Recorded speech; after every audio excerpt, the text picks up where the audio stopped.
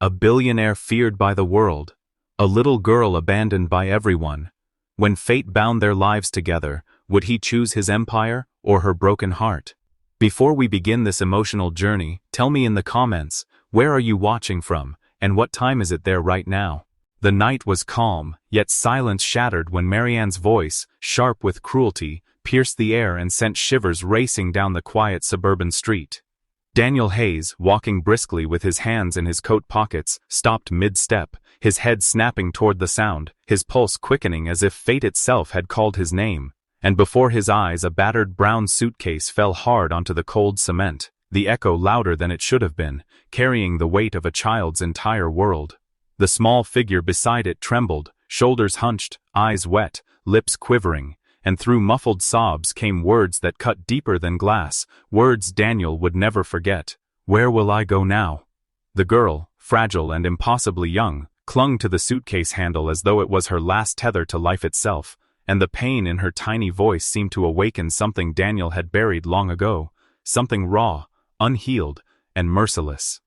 In an instant, the door behind her slammed with violent finality, the sound of rejection more terrifying than thunder, leaving her stranded in the cold glow of a flickering porch light, abandoned not just by her mother, but by the warmth of belonging itself, and Daniel's chest tightened with a sensation he hadn't allowed himself to feel in years. Helplessness. His jaw clenched, breath uneven, as memories surged uninvited. The day he was left outside an orphanage at the age of 7, the sound of his own suitcase, smaller than hers, hitting the ground, the silence of footsteps walking away, and the emptiness of realizing no one was coming back. His fists curled inside his pockets, nails digging into his palms, the sharp sting a reminder of the boy who once cried out for someone, anyone, to turn back. Yet here he stood, 30 years old, the world labeling him ruthless, successful, unbreakable, but all the titles in the world couldn't shield him from the ghost of his past whispering in his ear, "Don't repeat the cruelty you once endured." Still his body resisted, frozen between instinct and fear, between stepping forward and walking away, and for a brief moment the silence screamed louder than Marianne ever could, demanding his choice. The girl lifted her tear-streaked face, eyes wide, shimmering with both terror and desperate hope, and though she didn't speak again, her gaze begged for mercy, begged for someone to see her as more than a burden, begged for love she had been denied. Daniel felt his heart hammering against his ribs, torn between the man he had become and the boy he had once been, the boy who swore that if he ever had the power, he'd never let another child feel unwanted. But hesitation gripped him still. Years of building walls around his heart warned him that to care was to risk being broken all over again, and so he lingered, staring at the suitcase, staring at her trembling hands, staring at the door that had condemned her, his chest rising and falling with the weight of the decision before him. Would he step forward and offer his hand, rewriting the story that had scarred him forever, or would he, like the rest of the world had once done to him, turn his back on the broken child fate had placed in his path? Daniel's breath caught in his chest, the silence between him and the girl stretching long enough to feel like eternity, until instinct overpowered hesitation and his knees bent, his tall frame lowering to her level as if the walls of power and wealth he carried everywhere else suddenly had no place here. The cool night air stung against his skin as he slipped off his coat and held it out with hands that trembled despite his usual composure, his voice softer than he thought himself capable of as he whispered, "It's cold. You shouldn't be out here alone." For a flicker of a second, he expected her to reach for the warmth, but instead the girl hugged her suitcase closer to her chest, knuckles white, face buried half in shadow, her distrust screaming louder than any words could. And in her refusal, he recognized not defiance, but the instinctive shield of someone who had been let down too many times before. Daniel's hand faltered in the air, hanging uselessly between them, his heart twisting as he realized kindness was foreign to her, a language she wasn't sure she could believe. And in that hesitation the night seemed to grow colder, the distance between them heavier. Then, without warning, the silence cracked again. The faint creak of rusty hinges clawed through the air as the door behind her groaned open, a sliver of harsh light spilling onto the porch and casting a jagged shadow across the girl's face. And there stood Marianne, her eyes hollow, her expression drained of tenderness, as though motherhood had been peeled from her like an unwanted mask, Her voice emerged brittle, almost detached, each word like a blade slicing through what little hope lingered in the air. "She's not my blood. She doesn't belong here." The declaration froze Daniel more than the cold ever could, his arms still suspended with the coat, his mind stumbling over the weight of the confession. Not her blood? The thought slammed into him with the force of a storm. If not her daughter, then who was she? His gaze flicked between the trembling girl gripping her suitcase like a lifeline, and the woman in the doorway whose emptiness seemed more chilling than her anger, and 1,000 unspoken questions screamed inside him, unraveling the fragile thread of understanding he thought he had grasped. The porch light flickered above, casting Marianne's face in and out of shadow, making her words feel both unreal and undeniable, and Daniel's heart pounded, torn between disbelief and the undeniable evidence in front of him. The child was unwanted, unloved, rejected with finality, yet claimed to be not blood, as though that excused the cruelty.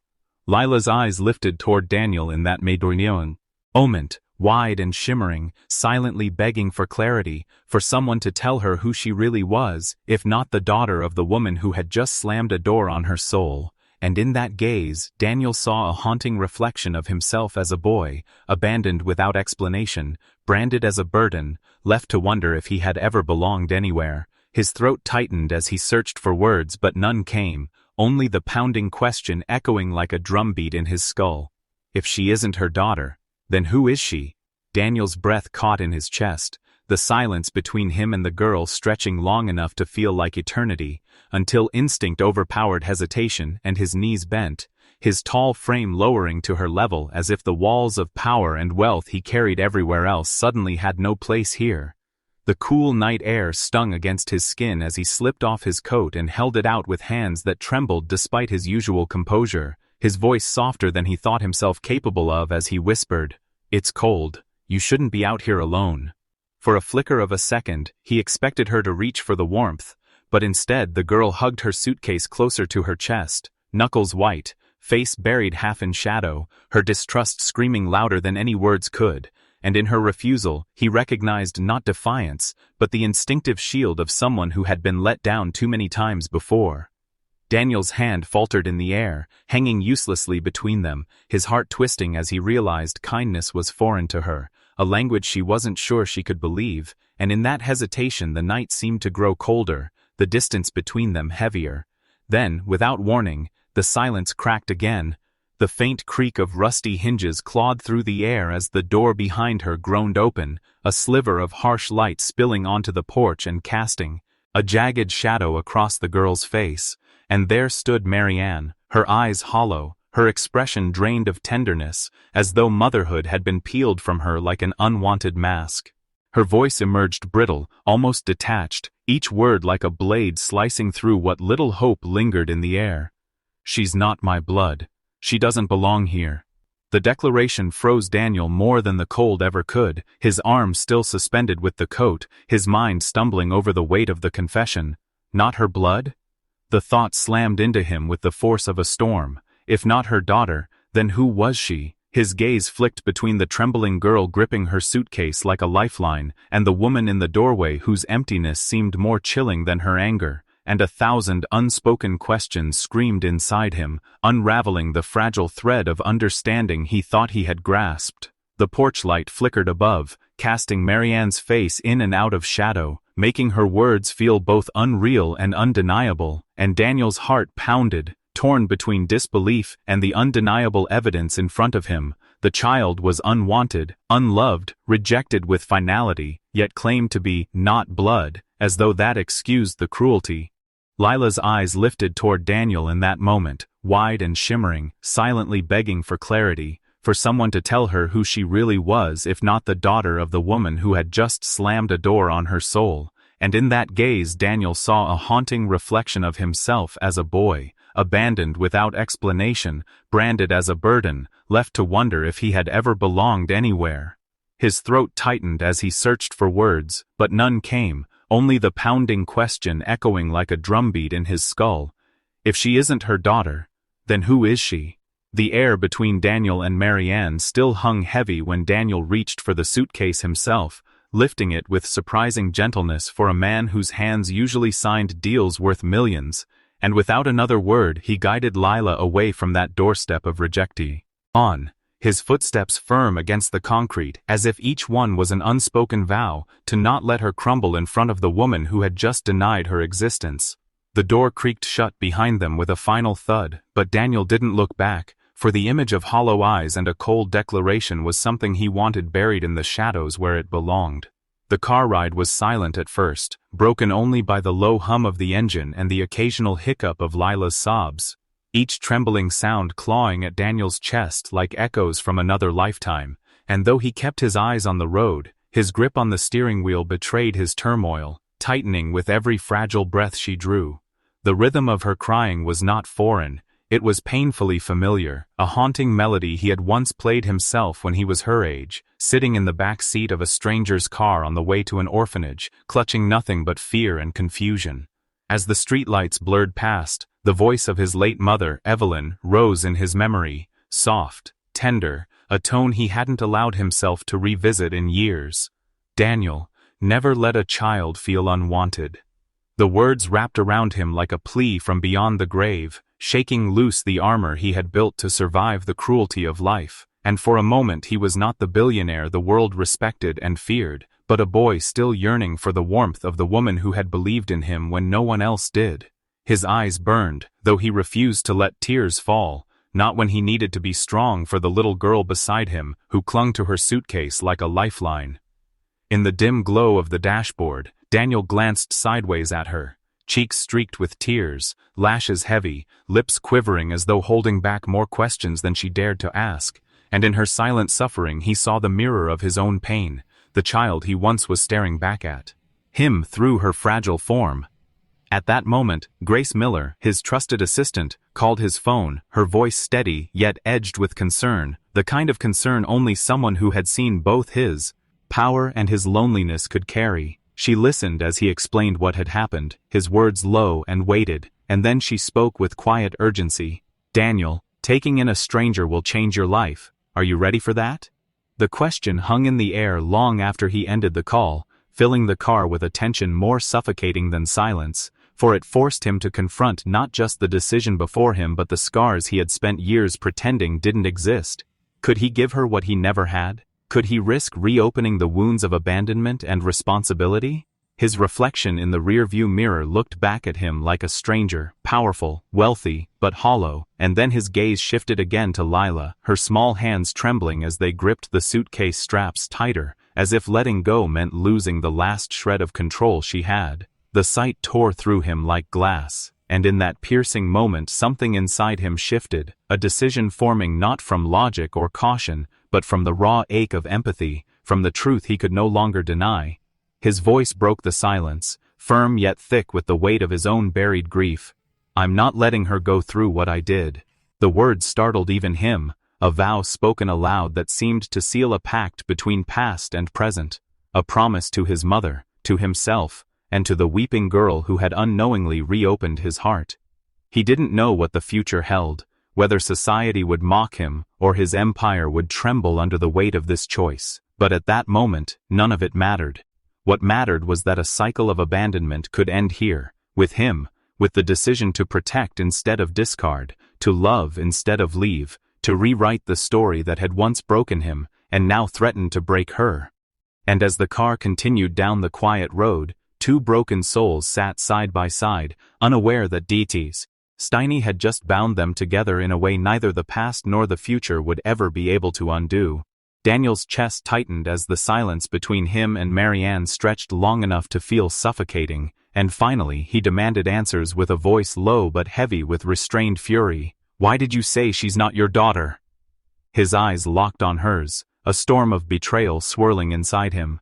Marianne's lips trembled as though each word cut her from within before she finally collapsed into a chair, her hands shaking, whispering through sobs. "She was adopted. She wasn't mine by blood. She was left at my doorstep one night by a woman who said she couldn't raise her, and I thought I could, I really did, but I failed her in ways I can never take back." And the confession splintered the room into shards of truth Daniel hadn't expected to hear. for in that moment the threads of the past tangled themselves cruelly around his heart, and as his mind raced, he pieced together that if Evelyn Hayes, his mother, his guiding star even in memory, had once held this little girl's fate in her hands, then fate had now woven them together again, though cruelly through abandonment and silence, and his throat tightened with rage not at Lila, never at Lila, but at the careless choices of adults who should have protected her. He turned, only to see Lila standing in the doorway, her small frame quivering, her eyes wide, her fists clutching her thin sleeves as though she could hold herself together, and her voice cracked in a way that nearly broke Daniel's soul as she whispered, "So, I don't belong anywhere?" Her question not a challenge, but a desperate plea. The voice of a child who had been denied the right to belong too many times, and the sound of it ripped open Daniel's old scars from his own childhood, when he too had wondered if there was truly a place for him in this world after his mother's death, and he knelt before Lila. But before he could speak, Marianne's sobs filled the room with guilt and echoes of failure, yet Daniel blocked them out, focusing only on the fragile girl whose tears traced rivers down her cheeks, and though words tangled in his throat, his heart thundered with an answer he wasn't sure he was ready to voice, because to claim her meant to alter the very shape of his future, yet not to claim her meant letting history repeat itself in the most heartless way possible, and he swore silently to Evelyn's memory that he would never let a child feel unwanted again. But still, Lila's trembling lips asked the question again, softer this time, "Do I even have a family?" And Daniel's jaw clenched as his eyes flicked between Marianne, broken by her choices, and Lila, broken by those choices' consequences. And though his chest burned with anger, compassion, fear, and hope all at once, he took Lila's small hand in his own, his thumb brushing away her tears. Yet before he could speak, Marianne whispered hoarsely, "I tried, but I couldn't love her like my own." And the admission was both dagger and relief, yet in that instant Daniel's mind flooded with the image of his mother Evelyn holding a helpless child, her eyes filled with that same gentleness she had shown him, and he realized the truth. This child was not a burden, not a mistake, not an unwanted shadow, but perhaps the very echo of his mother's love preserved for him to find, and he lifted his eyes to the ceiling as though searching for Evelyn's approval before whispering to himself, "I can't fail her too." But just as the words left his lips, Lila pulled back slightly, fear etched across her face, her voice sharp with pain. "Don't say you'll take me in out of pity. Don't promise if you don't mean it." And the strength of her demand stunned him, because it was not the voice of a helpless child, but of someone who had been hardened by rejection, someone who had learned to guard her heart with walls taller than her small body, and Daniel's breath caught as he realized this wasn't just about him deciding, it was about earning the right to be her family, proving to her that belonging wasn't conditional, wasn't fragile, wasn't temporary, but something worth fighting for. And as the night deepened, the house heavy with secrets, the three of them stood at a crossroads where the truth had been spoken, but the path ahead remained uncertain, for Daniel's heart thundered with determination to protect her, yet his lips froze on the edge of declaring what his heart already knew, that no matter how tangled their past, she would never again face the world alone, leaving the moment suspended in a cliffhanger, with Lila's question echoing in the silence. "So, will you claim me as family, or will I be nothing again?" Daniel stood in the silence of his vast penthouse, the weight of Marianne's confession still echoing in his ears, and as he turned his eyes toward the small couch where Lila slept curled up with her fragile arms wrapped tightly around the oversized coat he had draped over her, his chest tightened in a way he had never felt before. Her small breaths came in uneven sighs, as if even in dreams she feared abandonment, and the sight cut through the armor he had built for years to survive ruthless boardrooms, endless negotiations, and the cold whispers of rivals who had always labeled him as merciless. Now, the voices in his head shifted, his competitors mocking, "He's heartless, he has no place for family, no place for weakness." And though he had once worn that reputation like steel, tonight it felt like chains, burning against his skin, binding him to the shadows of a childhood he had fought so hard to bury, for deep inside, the memory of Evelyn, his mother, still pulsed like a wound, her gentle voice calling out from long ago, "Daniel, love is never weakness, it's courage." And he found himself trembling at the crossroad between fear and hope. He walked toward the glass window overlooking the city, the lights flickering like stars scattered across the skyline, yet none of them brought clarity, for his heart was split. If he chose this child, if he claimed her, the empire he had built could crumble under the scrutiny of those who already hunted for cracks in his armor. And yet, when he turned back and saw her small figure clutching that coat as though it was the last anchor to safety, he realized he could no longer pretend he was only a businessman. Grace's quiet footsteps broke his spiral, her voice steady but tender. Sometimes love isn't about blood, it's about choice. And Daniel's throat tightened, for Grace, the one person who had stood by him through scandals and storms, was right. This moment wasn't about profit margins or headlines, it was about whether he would let a child carry the same burden of rejection he once carried, or whether he would break the cycle. And as he stepped closer to the couch, he knelt down, brushing a strand of hair from Lila's tear-stained cheek, his hand trembling like a man confronting his own past, whispering, "I'll be the father you never had," though the words nearly broke him, because to say them was to bind himself to a vow that went beyond business deals, beyond image, beyond survival. The city roared outside with the hum of traffic and neon lights, but inside, there was only the sound of his heartbeat, uneven and raw, as he realized he was standing at the edge of a choice that could either shatter him or save him. And in that fragile moment, Daniel Hayes, the billionaire feared for his icy resolve, surrendered to the one truth he had denied all his life, that love was stronger than fear. And as Lila stirred, murmuring softly in her sleep as though she had heard his vow, he felt an unfamiliar warmth spread through his chest, fragile yet fierce, like the dawn breaking after years of night. And though doubts clawed at him, society's judgment, the board's betrayal, the whispers of his rivals, he knew the choice was already made, and no amount of fear could undo it, for he had found something worth fighting for, something no business empire could replace. And as he rose, his eyes burned not with defeat, but with a resolve his enemies would never understand. The resolve of a man who chose family over reputation, love over fear, and a child's future over his own pride. Daniel's declaration sent ripples across the city like a storm that couldn't be ignored. The billionaire who once lived behind walls of cold perfection now standing before the world with a trembling little girl at his side, her small hand clutching his sleeve as cameras flashed and voices hissed with mockery, calling him reckless, foolish, sentimental, a man throwing away his legacy for a child who carried nothing but shadows of rejection. Yet Daniel's jaw stayed firm, his blue eyes burning with a quiet fire that silenced even the harshest laughter, because he knew this moment wasn't about his wealth or his reputation, but about rewriting the story of a little girl who had been tossed aside too many times. And so, with the weight of generations of Hayes' pride pressing against his back, he bent low and whispered to Lila in the chaos of microphones, "You're safe with me." Words that melted her fear like morning sun melting frost. And when night finally came and the mansion grew silent, the echoes of ridicule still dancing on the edges of Daniel's mind, he found Lila curled up on the couch with the coat he had given her days ago, her breathing steady but her eyelids fluttering as if fighting nightmares.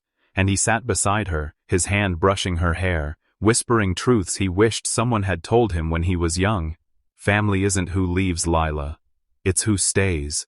And though her eyes glistened when they opened, this time they carried no doubt, only the fragile spark of belief, her lips curving into the smallest, most hesitant smile he had ever seen. And in that smile, Daniel felt chains break, chains of fear, chains of doubt, chains of a past where power had mattered more than people, now shattered by a child who had nothing but her fragile trust. Yet that trust was enough to build an empire greater than steel and glass, the empire of love.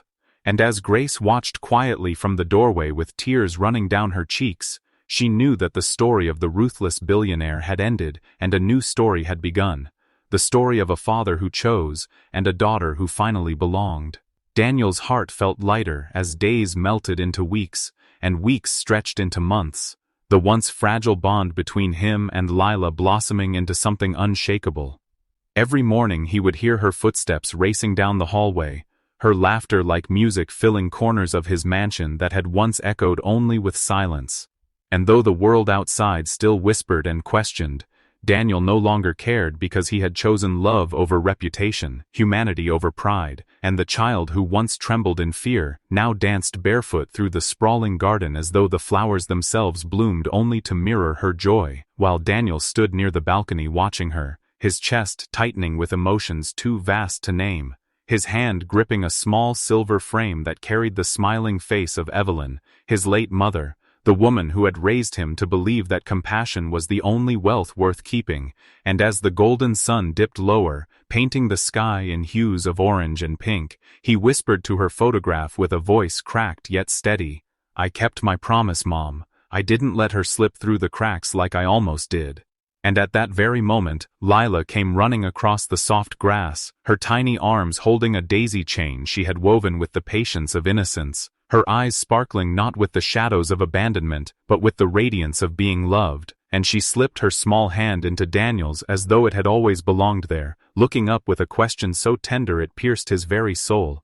"Daddy, are you proud of me?" A question that carried all her fears, her need for belonging, her silent plea for reassurance, and Daniel, who had faced boardrooms filled with ruthless rivals and headlines designed to crush him, suddenly found himself trembling before a 6-year-old girl's earnest gaze, so he knelt to her level, his sharp tailored suit brushing the earth, tears gathering in his blue eyes as he cupped her face with hands that had once only signed deals, but now had learned the far greater purpose of wiping away sorrow, and his voice broke with reverence as he said, "More than you'll ever know, Lila, more than the stars could ever count." And in that moment she threw her arms around his neck, her tiny frame pressed against his chest, her heartbeat steady against his own, as if confirming that the universe had finally stitched two broken souls together into one, and when Daniel closed his eyes, he no longer saw his rivals mocking him or society sneering at his choice, but instead saw Evelyn smiling, saw a future where love was louder than cruelty, saw a life where Lila would never again wonder if she was worthy, because now she had a father who would burn the whole world before letting her feel unwanted. And as the garden echoed with her laughter once more, it became clear that the heart-shattering scream that had once introduced her into his life had not been the sound of despair, but the first crack of destiny breaking the chains of loneliness, turning grief into grace, fear into family, and emptiness into eternity, leaving behind a truth unshakable, that sometimes the richest empire a man can build is not in skyscrapers or stocks, but in the fragile hand of a child who finally calls him daddy, and so began their new beginning, one not carved in marble or written in wealth, but built on love, kindness, and humanity that would endure long after the world had forgotten the scandals, for theirs was a story not of reputation but of redemption, not of blood but of choice, and not of endings but of forever.